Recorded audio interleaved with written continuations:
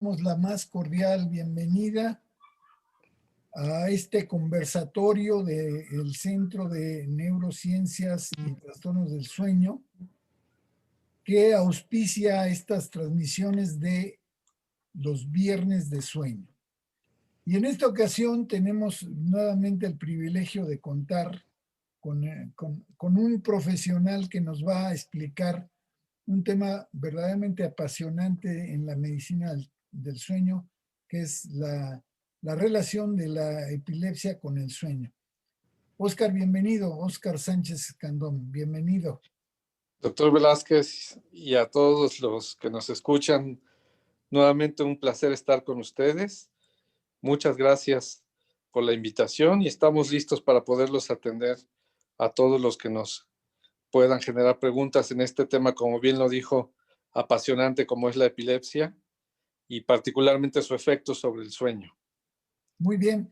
Los que ya nos han escuchado a lo mejor ya conocen que Óscar Sánchez Escandón es un médico que después de egresar de la licenciatura en medicina, hizo su especialidad en neurología, después hizo otra especialidad en neurofisiología, después hizo la maestría en el POLI, en la Escuela Superior de Medicina, en investigación clínica, y después hizo el doctorado en la UAM Iztapalapa en ciencias biológicas.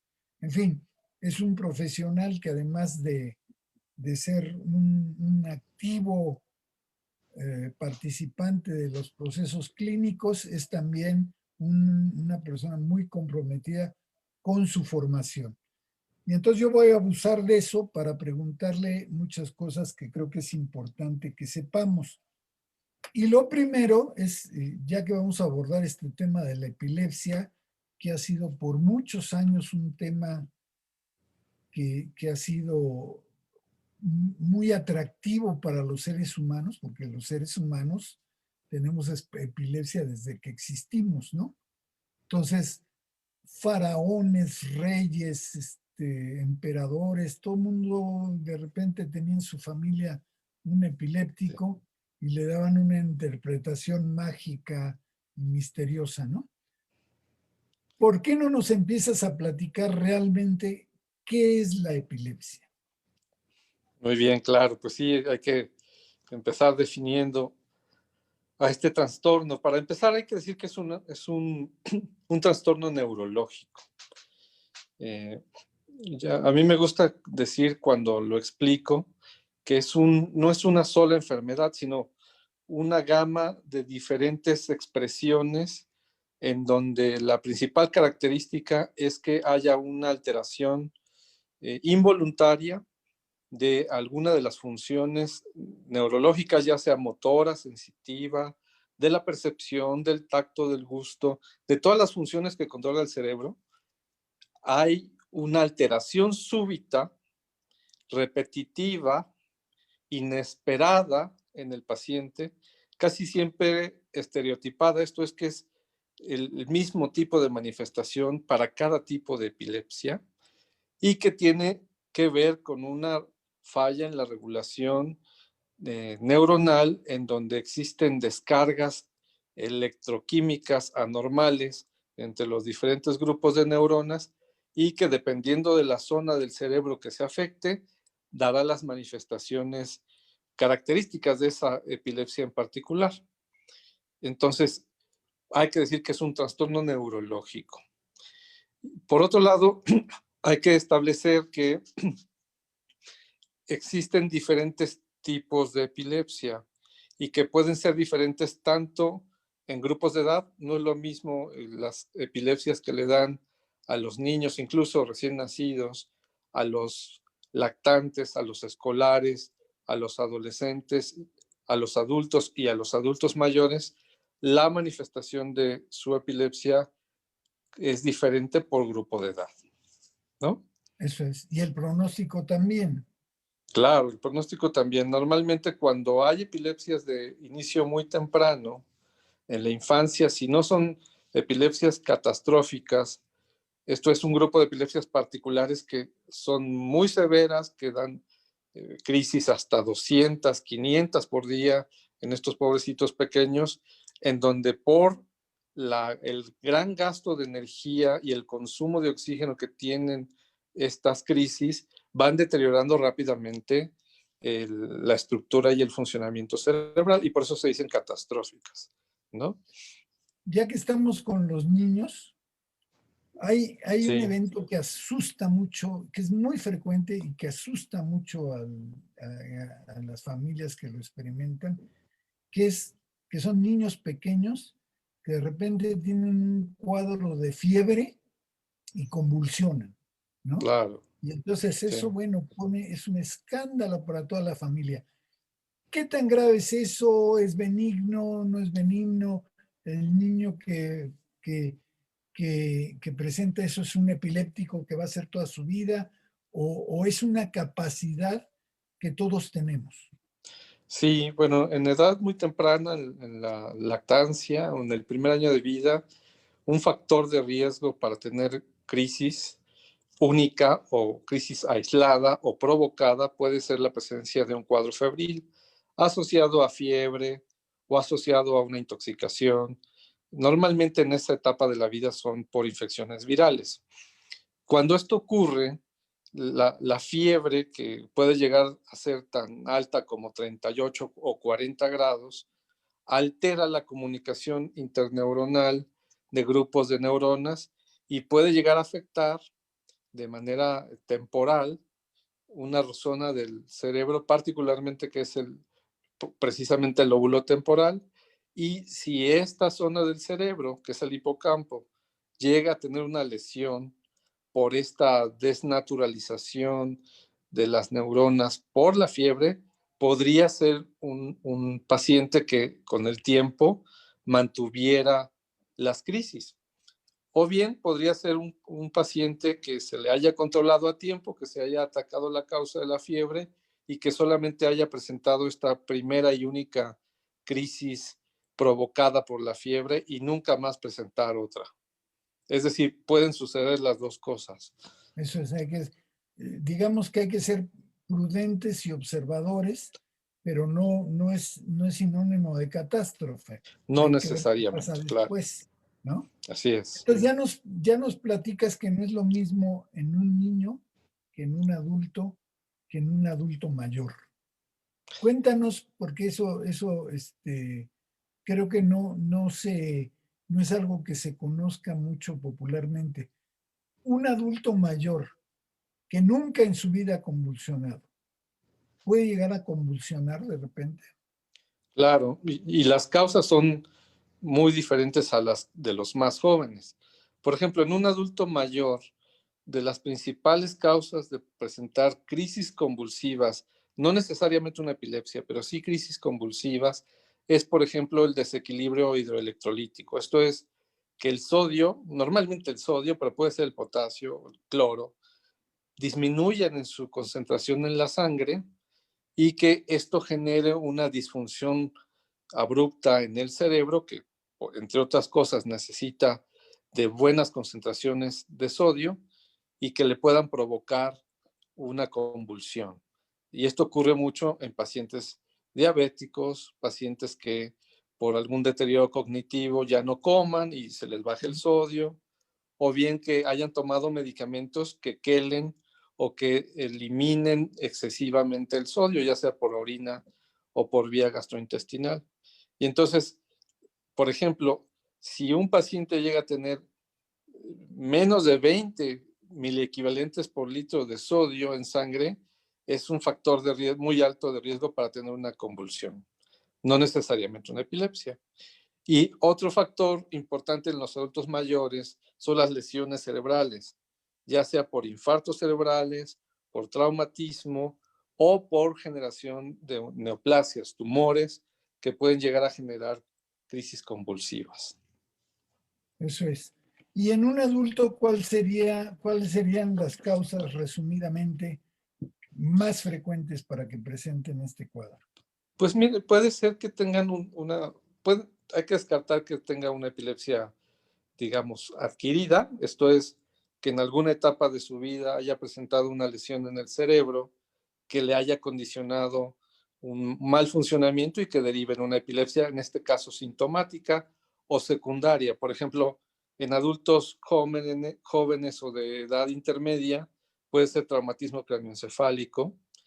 En países como el nuestro puede ser el desarrollo de patologías como la neurocisticercosis, secuelas de incluso uso y abuso de sustancias, ¿no?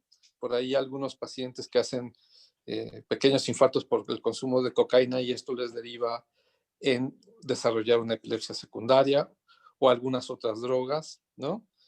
O bien esos pacientes que vienen arrastrando una epilepsia desde la infancia, ya sea que se haya detectado la causa o que sea una causa no definida o antes se decía criptogénica, en donde siguen teniendo crisis y a lo largo de la vida van a seguir teniendo crisis, solo que de manera diferente en frecuencia y en intensidad.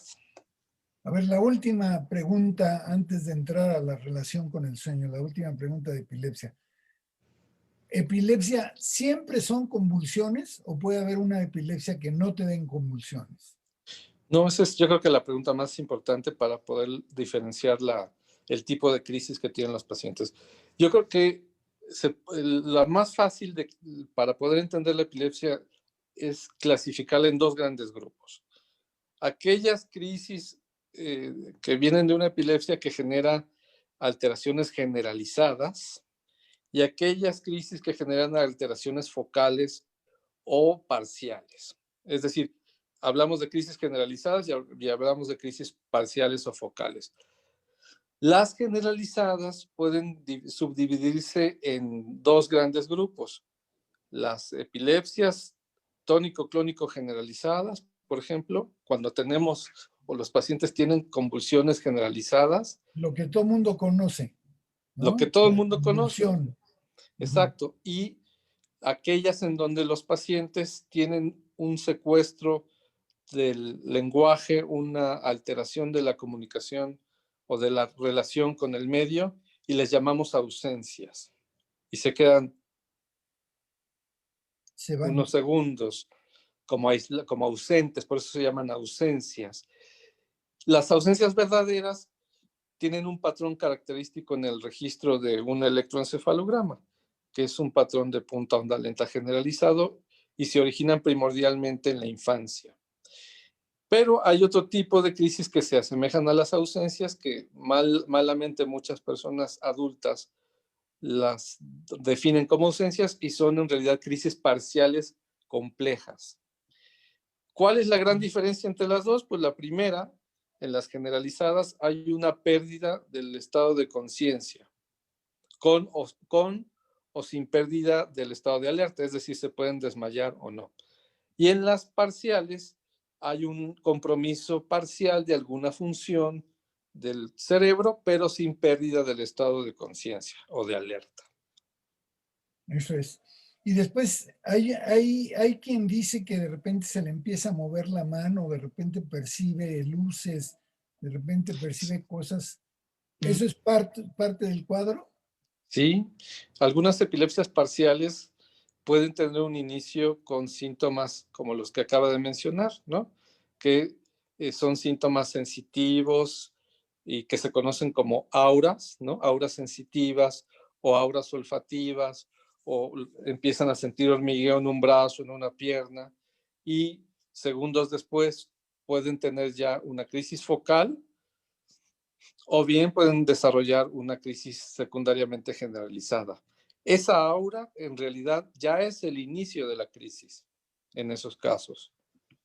Muy bien, entonces nos queda claro que la epilepsia tiene muchos escenarios posibles y que se debe a una alteración de la actividad eléctrica cerebral regularmente y que aparece desde la infancia, en la edad adulta y en los adultos mayores. Y además aparece en mujeres y en hombres más o menos igual y es absolutamente democrática, le da a pobres y a ricos, no hay Sí, Eh, bueno, en ese sentido quiero decir que, por ejemplo, en países desarrollados alcanza hasta el 1% de la población, ¿no? Mientras que en países como el nuestro, esa palabra trillada en vías de desarrollo, puede alcanzar hasta el 5% de la población. Entonces, sí influye la calidad de vida porque muchas epilepsias se derivan de la exposición a factores de riesgo ambientales, ¿no? Válgame Dios, hasta en eso estamos fregados. Un poco, sí. Bueno, vamos a entrarle entonces ya a la relación de este trastorno con el sueño, ¿no? Y entonces la pregunta de entrada sería, ¿qué tiene que ver el sueño con la epilepsia? Es una enfermedad gravísima. ¿Qué tiene que ver el sueño? Pues tiene que ver mucho el sueño, pero sobre todo el ciclo circadiano, ¿no? Entonces, como en varios procesos patológicos en el ser humano, la regulación de su presencia y su mayor, digamos, evidencia clínica, cada vez que hay crisis, también tiene un patrón circadiano.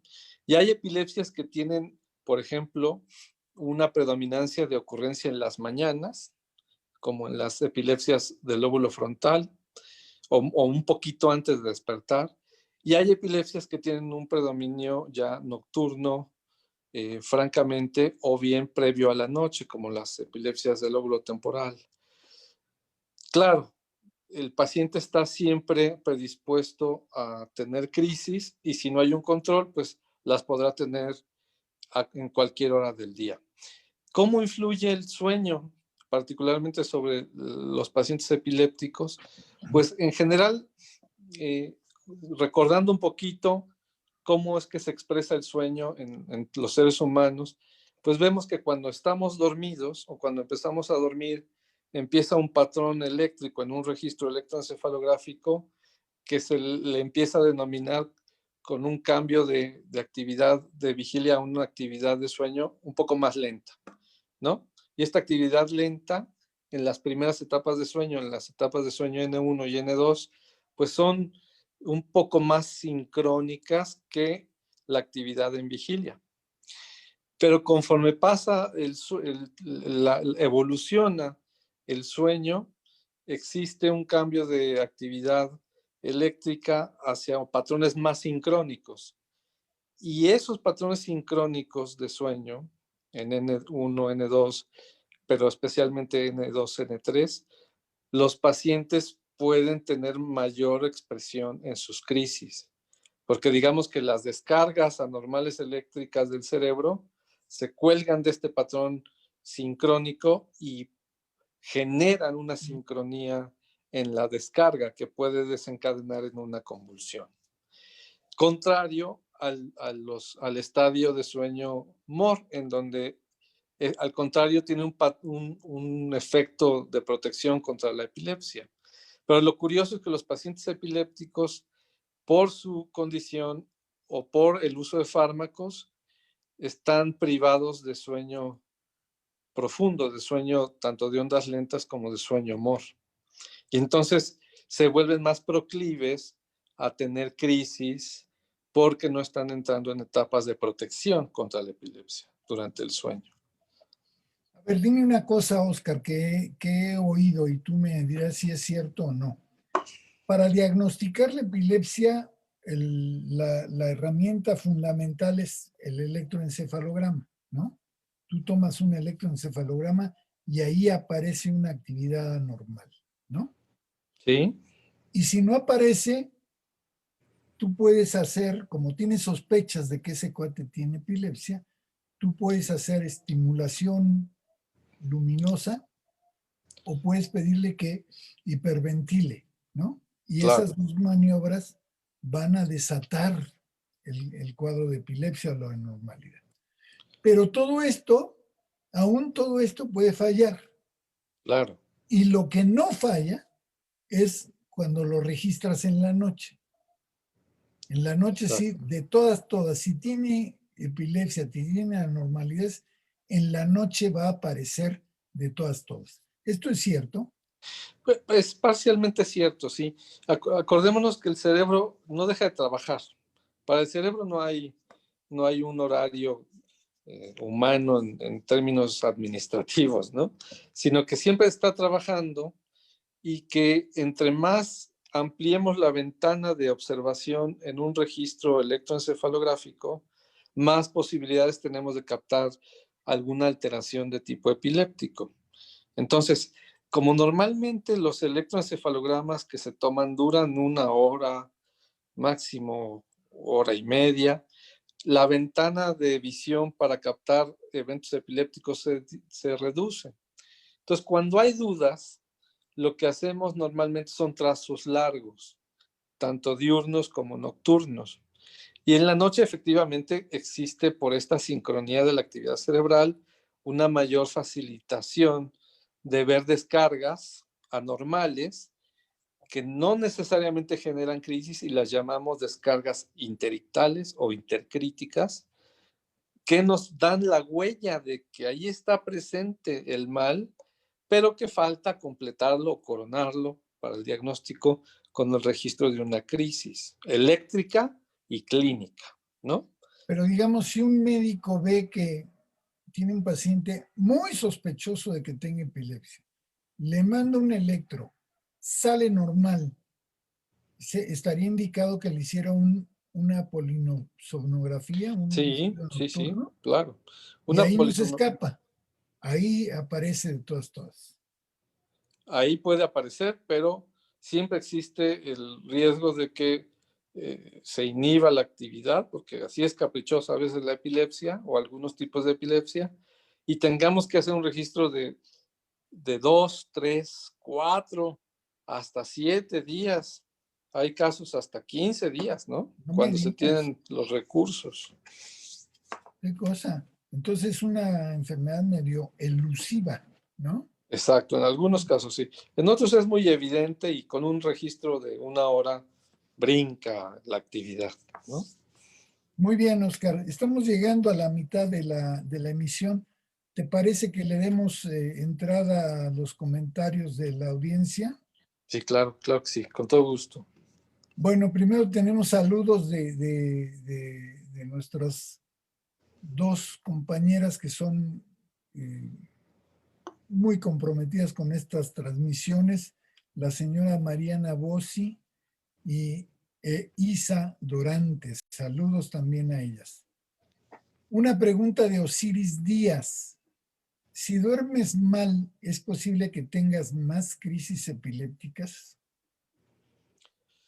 Sí, claro, ese es un factor de riesgo. De hecho, otra de las maniobras que solicitamos para tratar de provocar una crisis es que los pacientes se priven de sueño, ¿no? Y porque esto genera que, entre otros factores, tengan mayor predisponibilidad a descargas si es que tienen epilepsia.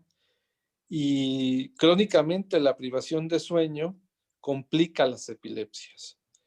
Como mencioné hace ratito, hay cierto factor reparador en que genera el sueño, sobre todo si se puede llegar a sueño profundo, como una manera de poder protegernos de las crisis, ¿no? Además de que los fármacos antiepilépticos funcionan mejor y son mejor metabolizados cuando tenemos etapas de sueño profundo. Muy bien. Patricia Sánchez nos pregunta, ¿en la infancia las ausencias se consideran epilepsia? Sí, las ausencias clásicas son estos periodos de desconexión de los niños y cuando se les hace un electroencefalograma tienen un patrón característico que denominamos punta onda lenta generalizado. Y es un tipo de epilepsia que antes se conocía o todavía un poquito como el petit mal o el pequeño mal. Muy bien. Nuestra querida Daniela Guarneros Roniger nos pregunta, ¿un adulto aparentemente sano podría empezar de pronto a presentar crisis epilépticas si nunca antes las había tenido? Sí, sí, en adultos de edad intermedia y mayores no es raro que puedan desarrollar o iniciar o debutar con crisis de inicio tardío, que así se les llama, por alguna de las causas que ya mencionamos: alteraciones metabólicas, intoxicaciones con sustancias, traumatismos que de entrada no daban síntomas y después se transformaron en una epilepsia sintomática, o bien crecimientos cerebrales anormales como tumores o infartos cerebrales. ¿Cisticercosis dijiste o no dijiste? También neurocisticercosis, sobre todo en países como el nuestro, existe una epidemia de neurocisticercosis, y este huevecillo que se aloja ahí en el cerebro, esta larva de Taenia solium, de solitaria, que va por la sangre y se aloja en el cerebro, pues aunque muera, puede dejar una cicatriz que sea epileptogénica, es decir, que sea capaz de generar crisis convulsivas. Válgame Dios. Bueno, aquí tenemos una pregunta de Gabriela Ranero, que es todo un torito. Dice: buenas noches, cuando hay epilepsia generalizadas controladas con la motrigina, ¿cómo se puede ayudar para controlar las mioclonias nocturnas? Muy bien, es una pregunta con jiribilla, ¿no? Porque, bueno, primero hay que definir si el paciente tiene, por definición, las mioclonías, que pertenece a un grupo de epilepsias primariamente generalizadas, que es la epilepsia mioclónica juvenil o síndrome de Jans. Este tipo de epilepsia, como epilepsia generalizada, es más proclive de ser controlada con fármacos antiepilépticos de amplio espectro, digamos, ¿no? Y están los clásicos como el ácido valproico, y los más recientes o los intermedios como el levetiracetam, y últimamente otro que se llama lacosamida. Y me llama la atención que lo controlen con la motrigina. La lamotrigina también es un antiepiléptico, pero empleamos casi siempre esta para crisis parciales. Ahora, esto no quiere decir que no se pueda controlar las mioclonías. Si persisten las mioclonías tomando la motrigina, hay que escalar el esquema, y se puede recomendar desde ácido valproico, levetiracetam o lacosamida, alguna de las tres. O sea, un esquema que sea de más de un fármaco, porque aquí nos habla de epilepsia generalizada controlada con la motrigina, o sea, en casos en que con uno solo bastó, pero le quedaron las mioclonias nocturnas, ¿no? Claro, yo creo que son la misma entidad, solo que se pudo hay que decir que a veces las mioclonías y las ausencias pueden dar crisis generalizadas, ¿no? Aisladamente, pero pueden persistir las mioclonías o las ausencias, dependiendo de la epilepsia. Si persisten, entonces hay que escalar el antiepiléptico. No tanto subir la dosis, sobre todo si en el caso de la lamotrigina. Muy bien. Cuando estábamos hablando de la epilepsia en niños, mencionaste factores ambientales. Y entonces Patricia Sánchez nos pregunta, ¿cómo cuáles factores ambientales? Bueno, por ejemplo, vivir en las grandes ciudades es un factor ambiental de alto riesgo para muchas enfermedades, ¿no? ¿Por qué? Porque nos mantiene expuestos a accidentes automovilísticos, asaltos, robos, consumo de sustancias, alimentos contaminados que puedan tener, por ejemplo, neurocisticercos o generar neurocisticercosis. En general, todos estos son factores ambientales que nos pueden afectar y nos pueden condicionar mayor facilidad a presentar una epilepsia adquirida, en todo caso, o secundaria o sintomática. Muy bien. Hilda Ranero nos pregunta, ¿un paciente con epilepsia generalizada nunca llega al sueño profundo? Bueno, sí, hay etapas, hay momentos en los que sí. ¿De qué va a depender? Pues de la evolución de la epilepsia, de la adecuada medicación contra la epilepsia y de normalmente los buenos hábitos de higiene que pueda tener el paciente, porque aunque sea epiléptico, puede llegar a tener comorbilidades de sueño, insomnio, parasomnias o alguna otra alteración de sueño, comórbida o relacionada con la epilepsia. Pero sí, no quiere decir que los epilépticos no duerman en sueño-mor. Quiere decir que duermen menos en sueño-mor, como lo hemos visto en varios estudios que se han desarrollado en la clínica de sueño, que disminuye significativamente el porcentaje de sueño-mor en su arquitectura de sueño, ¿no? Menos de la mitad en lo que conocemos, ¿no? Eso es, en realidad le pega al patrón de sueño, lo, Sí, lo trastorna todo, ¿no? claro. Araceli Martínez nos dice ciertas luces o sonidos que pueden llegar a provocar una convulsión podrían ser Sí, un factor que desencadena epilepsia en algunas personas. más bien lo planteo al revés y es muy buena pregunta, Araceli. Hay epilepsias que son reflejas y pueden ser provocadas por luz azul, luz verde, luz amarilla, luz blanca, por luz estroboscópica, por sonido, por olores.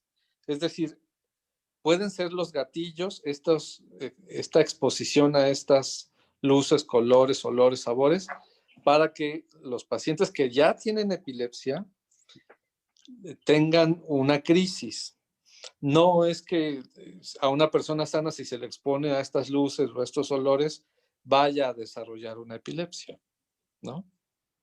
Bueno, relacionado con esto, ¿nos podrías platicar la relación de las bebidas energetizantes, estas que se usan mucho actualmente?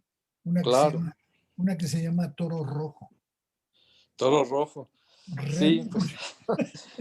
pues yo creo que todos en algún momento nos consumimos en la residencia o en algún trabajo nocturno una de estas. Por ejemplo, yo llegué a tomar Monsters. Nunca me dio una crisis, ¿no?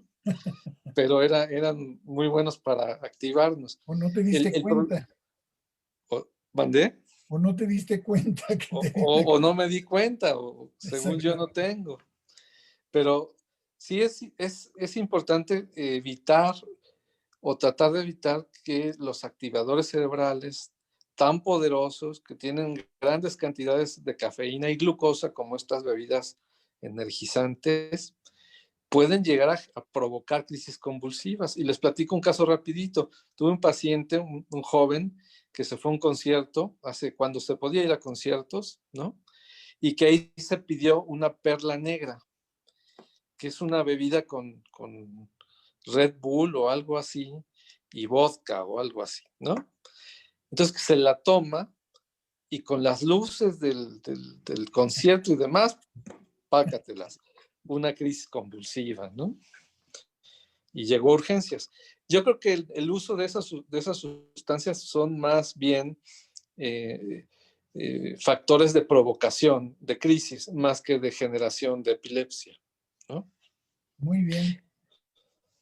Salvador Flores nos saluda y nos pregunta si hay alguna relación entre las apneas centrales y la epilepsia. Entonces, también es muy buena pregunta. Sí, sí, las apneas centrales se ha visto que van condicionando isquemia cerebral con el paso del tiempo. Ocurre mucho en personas con apnea severa, con presencia de apneas centrales, que van reclutando, digamos, neuronas isquémicas que después de cierto tiempo van a ser capaces de generar crisis. Es un mecanismo muy similar al de las crisis provocadas por infartos cerebrales, nada más que en una escala más pequeña. Y sí pueden llegar a provocar crisis, desde luego. Muy bien. La doctora Perla Leal Galicia vuelve a aparecer y nos manda muchos saludos. Nosotros también te saludamos con mucho cariño, Perla. Patricia Sánchez nos pregunta, una persona que fue diagnosticada con petit mal, Sí. si de joven y adulto usa drogas fuertes, ¿puede volver a tener cuadros epilépticos? Sí, hay que decir que cuando alguien tiene pequeño mal o crisis de ausencias, la huella eléctrica cerebral la va a tener por toda su vida. Por la maduración neurológica, por la maduración cerebral, los pacientes que tuvieron petit mal o ausencias cuando eran niños dejan de expresar las crisis, pero pueden seguir teniendo descargas y tienen 10 veces más posibilidades de tener una crisis cuando consumen algo que los provoque que una persona normal. Y sí pueden llegar a tener más fácilmente crisis. Bueno, la recomendación es que ante cualquier desequilibrio de salud, mejor evites las drogas fuertes, ¿no? Exacto. A Quiero ver, hacer un comentario. Me gustaría comentar algo rapidito con relación a la pandemia y la privación de sueño que tenemos. La privación de sueño que tenemos por la ansiedad ya del encierro, por la ansiedad económica de no conseguir los recursos para estar eh, llevando nuestra vida, y hablo de la población en general, particularmente los enfermos y especialmente los pacientes epilépticos, en donde estamos viendo que muchos pacientes están teniendo un descontrol de sus crisis por esta combinación de factores. El encierro, el consumo de sustancias, la privación de sueño y la menor disponibilidad de sus fármacos antiepilépticos, que por alguna razón a veces se agotan y por alguna otra razón se encarecen, ¿no? Y estos pacientes sí la están pasando mal por no tener el, este, sus medicamentos y los factores que los ayuden a controlarlos adecuadamente. qué situación más dramática. Y eso, otra de los daños colaterales de la pandemia, ¿no? Seguro, seguro, Nosotros claro. estamos por publicar un trabajo donde vemos que aumenta la restricción de sueño, aumenta la depresión y aumenta la ansiedad, Claro, particularmente en mujeres jóvenes de sí. menos de 40 años. Y si esa mujer es epiléptica y por ansiedad le tienen que dar benzodiazepinas, que ya hemos visto que todavía complica más una adecuada integración de sueño. O peor, si le dan un antidepresivo que es antagonista o más bien disminuye el umbral epiléptico. Esto es, que facilita que los pacientes epilépticos tengan crisis, porque eso hacen los antidepresivos, pues entonces estamos metiéndonos en un problema potencialmente muy grave, ¿no? Qué barbaridad. Bueno, continuemos con nuestra audiencia. José Julián Javela nos saluda desde la bellísima Colombia. Un saludo también a ti, José Saludo para Julián. usted, saludo para usted, Julián. Y nos pregunta dos cosas. Nos dice, ¿el estrés puede generar epilepsias en pacientes que llevan años sin presentarla? Esa es una. A ver, contesta Bueno, esta. yo creo que el paciente que tiene un buen control de crisis, hay que decir que la epilepsia no tiene cura, que en el mejor de los casos puede llegar a tener un excelente control y efectivamente tener años de no tener crisis. Pero si le vamos agregando factores de riesgo, estrés por cualquier razón, estrés laboral, estrés académico, estrés físico, y es crónico, pues esto puede desencadenar una crisis, por supuesto. Sí. Otra pregunta desde Colombia, desde el mismo José Julián Javela, nos dice, ¿la epilepsia y el TDA son similares? Muy buena pregunta para usted, José Julián. Fíjese que no es que sean iguales, son diferentes. Los mecanismos que promueven la epilepsia son un desequilibrio entre los mecanismos de inhibición y excitación neuronal, que pierde el control y a veces gana aquellos factores de excitación y a través de neurotransmisores que promueven la excitación, como el glutamato y el aspartato, y entonces viene una crisis. Y en el TDA, o en el síndrome, el trastorno por déficit de atención e hiperactividad, existen mecanismos similares de hiperactivación de regiones del cerebro en estos pacientes, pero que no tienen digamos, un mecanismo de generalización para poder presentar una crisis. Pero hay estudios que demuestran que los pacientes con TDA son más proclives a poder presentar epilepsia en alguna etapa de su vida. Muy bien. Pues nos llegan saludos también de Adri Barroa, desde la bellísima República Dominicana. Un abrazo, Adri Barroa, hasta allá, hasta ese paraíso. Abrazos también. Y Claudia Ivette nos pregunta, ¿la epilepsia idiopática puede afectar tu sueño aun cuando ya se tiene tratamiento? Sí, sí, porque por un lado, los mecanismos que generan las crisis siguen vigentes. Los fármacos antiepilépticos, me atrevería a decir, no es que corrijan los mecanismos de generación de crisis, solo inhiben la etapa final de estos, que es la crisis propiamente dicha, y a veces lo hacen limitadamente. En otros estudios que también hicimos en la clínica, vimos que los pacientes con un tipo especial de antiepiléptico, como el levetiracetam, pues solamente alcanzaban hasta un control máximo del 60%, ¿no? Entonces queda ese remanente de descontrol y además no inhiben necesariamente los mecanismos que provocan las epilepsias o las crisis epilépticas. Muy bien. Y tenemos otro mensaje que a mí me da mucho gusto recibir y creo que tenemos que atesorar con todo el valor que tiene, de Aura Ramírez, que dice, de Óscar Sánchez Escandón, es el mejor doctor. Ha sacado adelante a mucha gente, incluyendo a mi suegra. No. Dios lo bendiga a él y a todo su equipo. Aura No, Ramírez. no, pues muchas gracias. Ahora no somos los mejores. Nos gusta ayudar, eso sí, y muchas gracias por su comentario. En realidad, hacemos lo que nos gusta, nada más, y nos gusta hacerlo bien. Muchas gracias. Y por supuesto, sin el equipo, pues no somos nada. Muy bien. No, le agradecemos mucho a Aura porque creo que esas manifestaciones de aprecio y de empatía nunca sobran en una profesión que de repente puede ser. Se toma bien, se toma con gusto. Sí.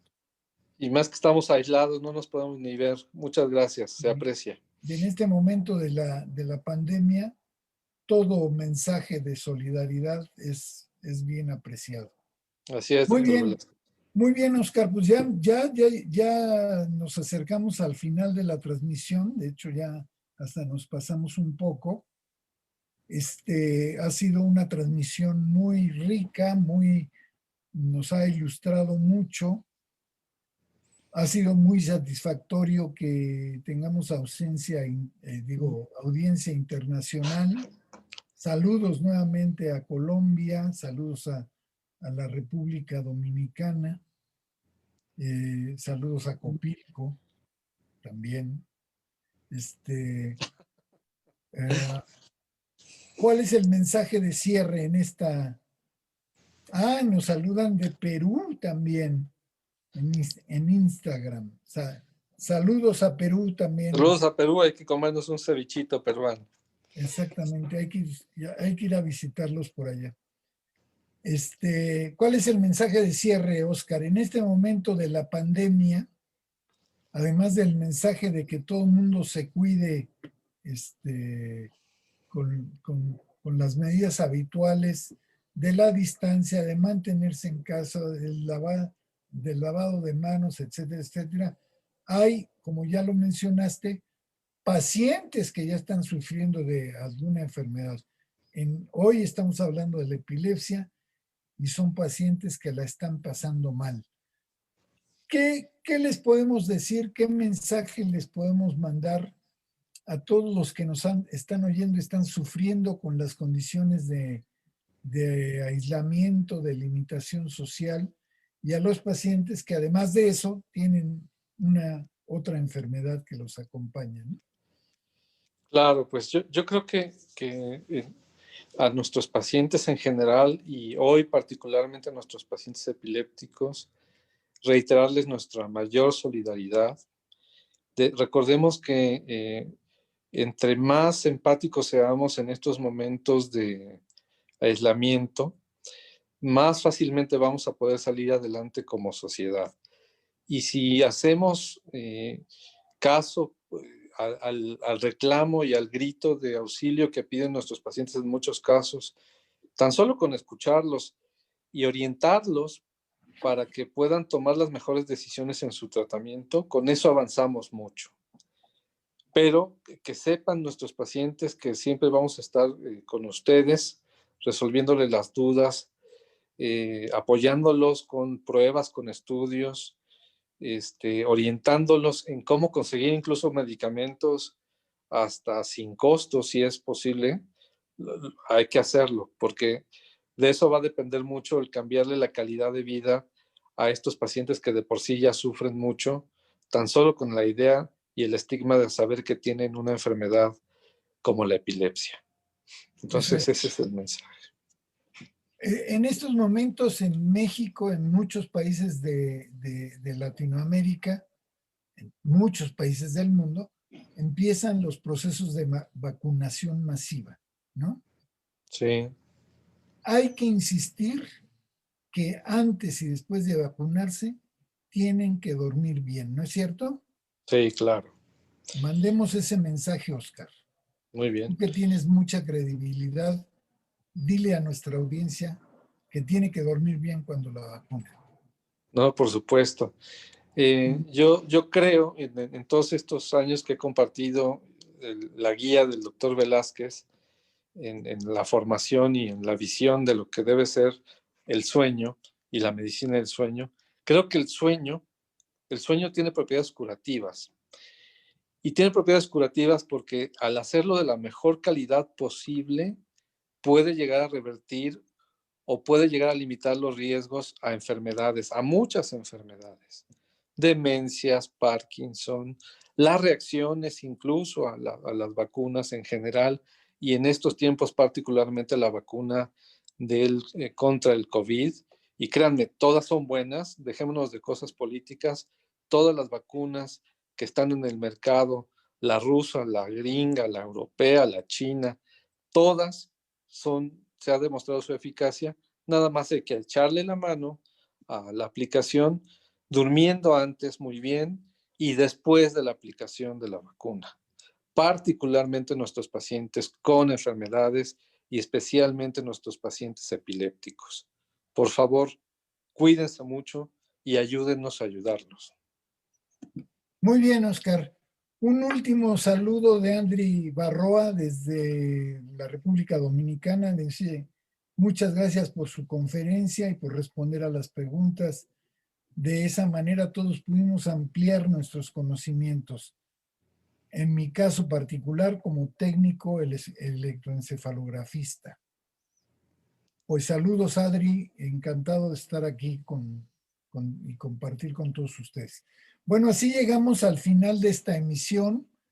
Yo le agradezco mucho a Óscar Sánchez Escandón que haya comparecido en este foro, que ya saben ustedes que es propiciado por el Centro de Sueño y Neurociencias. Y ya saben ustedes que cada viernes, cada 15 días, tenemos una cita aquí por Facebook Live para hablar de temas de sueño Ya saben ustedes que hemos estado promoviendo en estos espacios desde siempre la idea de que dormir bien no es no es una pérdida de tiempo, no es una frivolidad, no es un privilegio, es una necesidad absoluta impuesta por el diseño de nuestro organismo. Estamos hechos para dormir y repararnos. Si no dormimos, no nos reparamos. Entonces, nos despedimos con el mensaje de siempre. Hay que dormir adecuadamente, hay que propiciar que otros duerman adecuadamente y eso nos va a acercar a a una mejor calidad de vida. Muchas gracias, Óscar Sánchez Escandón. Gracias a nuestros compañeros del Centro de Sueño y Neurociencias. Gracias a nuestro apoyo, que es un técnico de primerísima, que permite que hagamos estas transmisiones. Y nos despedimos a nombre del Centro de Sueño y Neurociencias. Nos vemos el próximo viernes dentro de 15 días. Yo soy Javier Velázquez Moctezuma y los esperamos en la próxima emisión de Viernes de Sueño, auspiciado por el Centro de Sueño y Neurociencias. Muy buenas noches tengan todos ustedes. Querido maestro Velázquez, muchas gracias por siempre su fina y puntual guía en todo lo que hacemos. Abrazo a todos desde el Centro de Sueño y Neurociencias. Muchas Abrazo. gracias. Cuídense mucho.